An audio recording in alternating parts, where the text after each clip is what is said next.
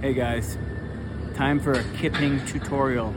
All about kipping, getting someone started on kipping, how we want to teach it, how we want to progress.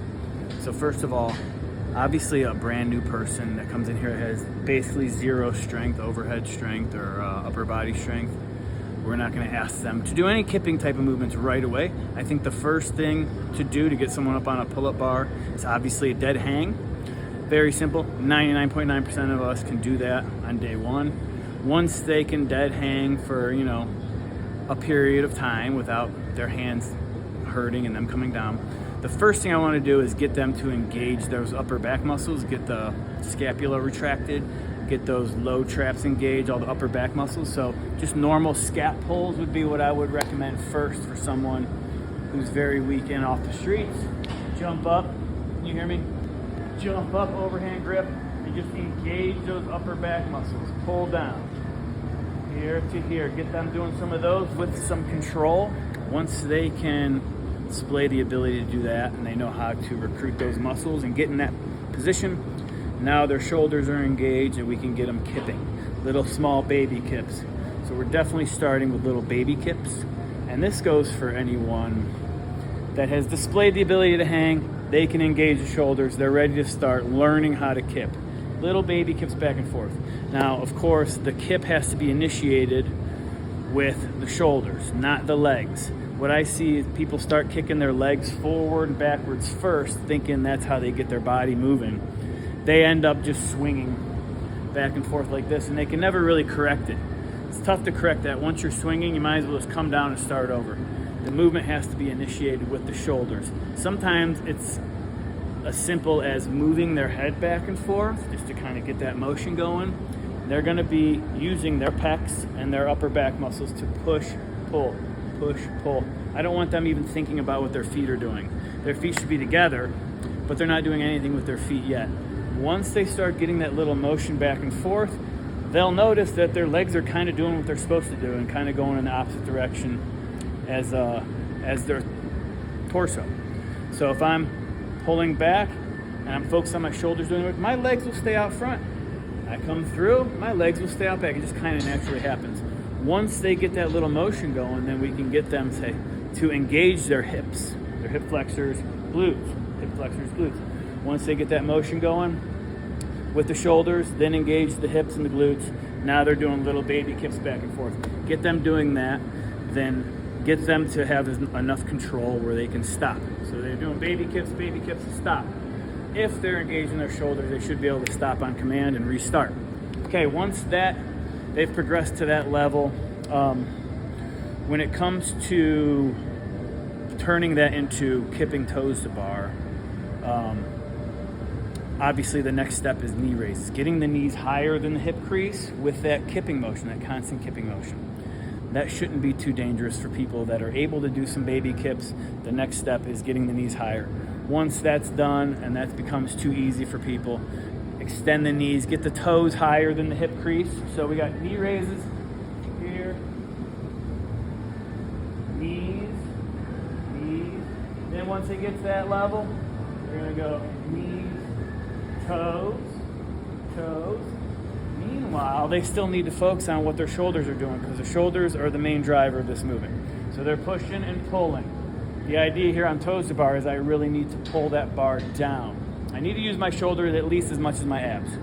So when they progress past the knee raises, and they're starting to get their toes up, we want to let them know, hey, this is a shoulder movement just as much as anything else, so you really need to pull down and get behind the bar here in that crunching hollow position. When it comes to pull-ups, kipping pull-ups, you guys have heard the old adage that no one should be doing kipping pull-ups until they have 3, 5, insert any number, strict pull-ups. I don't believe that's true. I don't know what the number is. There is something to that for sure. I wouldn't want someone in off the street attempting some rapid-fire kipping pull-ups if they have no ability to do a strict pull-up. I'm not going to say that kipping is outlawed unless you can do 3 strict pull-ups, but I would say, for me, for my gym, if you're really freaking close to getting 1 strict pull-up, then you got some lat strength, you got some ability to keep your shoulders stable, you can introduce the kipping motion. If their kips look good, they're keeping everything tight, and their form looks good on that, and you think they got the ability to at least get really freaking close to one strict pull-up, they can start attempting some kipping pull-ups, okay? So that'll be the rule for us. I don't know, I've heard the thing about 3 strict pull-ups. I don't know how true it is. I don't know why they picked that number. I'll tell you this, though, I've seen a lot of people get a kipping pull-up before a strict, and they were very, very happy about it, and it made their day, it made their week, it made their month. So I don't know that I want to stop people from attempting that, but as long as they have the ability to get really close, get that chin over the bar, for 1 rep, we're gonna allow them. And I say allow like we're not their boss, you know, we can only make suggestions. They're gonna do what they want anyway. So if they're hell-bent on attempting kipping pull-ups, that's the prerequisite, okay? So on the toe, back to the toes to bar.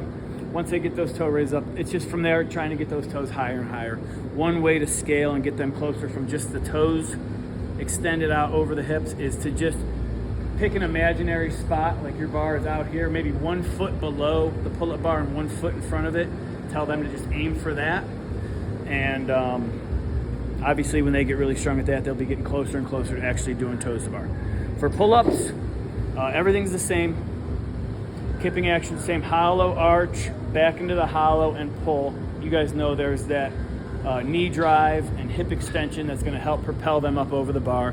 One thing I wanna say is once they get that first kipping pull-up, what we wanna be teaching is a controlled hold for a split second here, hollow body position, push away as you descend with control.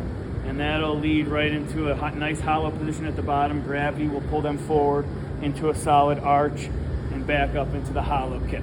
So that's how they progress into multiple kipping pull-ups. Another progression on getting good at toes to bar and kipping pull-ups is this. I learned this in the gymnastics course and it works really well. First thing we do is learn how to get hollow, really hollow immediately. So jump up on the pull-up bar, engage the shoulders, pull that bar down in front and get really hollow immediately before gravity takes you down and you're into that solid arch. So we'll just do that drill at least a few times with people. They're gonna jump up, get hollow, pull through and let go. Here, hollow, arch, relax. Hollow, arch, relax. Once they've done that a handful of times, their timing looks good. Hollow, arch, hollow. Hollow, arch, hollow, relax. So this is just like skill transfer, not only building strength in the shoulder and coordination, but the timing's gotta be right. Once they've mastered that, they're good to start attempting the toes to bar or pull-ups, okay? That's kind of like the progression that works really well. And that goes for anybody, whether they're brand new or they've been here for a while and they can't seem to string together any sort of kipping action, okay? Bar muscle-ups, same thing, we have these tomorrow. Same exact thing. One mistake I see people make that you gotta look for is that hollow arch. They're so focused on getting a huge arch position, they release the tension in their shoulders and they're really not holding any tension in the shoulders anymore. They're just trying to get as far forward as they can. Tension has to stay here. So as far as you can get forward into the arch with tension in the shoulders is where they want to go. Okay? So that's it, guys. I want to make this video so we're all on the same page. Thanks for tuning in.